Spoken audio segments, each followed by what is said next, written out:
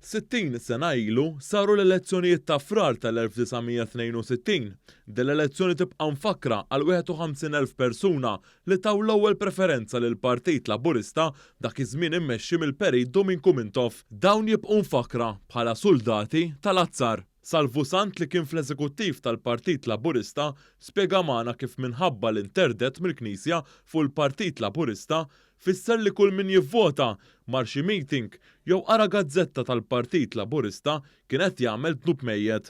Sant spjega magħna kif kien hemm tuħ ta' qalb għal dik l-elezzjoni iżda t-twemmin tagħhom favur il-fqir u l-ħaddiema kien b'saħħtu. Għax konna nemmnu f'dak li rridu u veru l-ġid għal kulħadd, mhix għalna ħawa, ġid għal kulħadd ridna, għax aħna ridna li Malta kif qiegħda llum indipendenti namministraw aħna.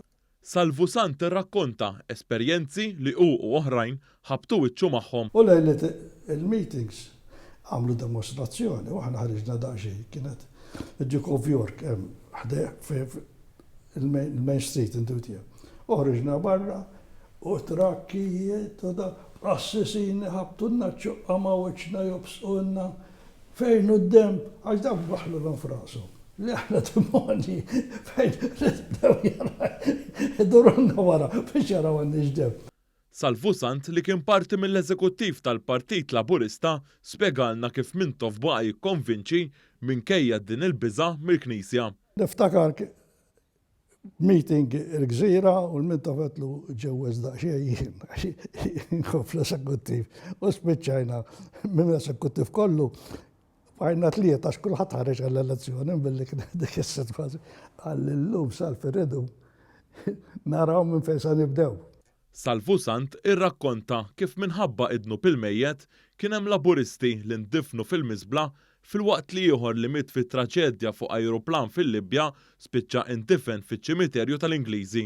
Huwa għalaq l-intervista magħna b'xi ħaġa li qallu dwar dawn iż-żminijiet l-eks Prim Ministru u mexxej Laburista Dom Mintoff. U darba għetlu sani għaf daqxej għetlu kif issewi għalli salv għalli għaċi żmien ngħidu kemm konna xxurtjati li għaxna ta' żminijiet.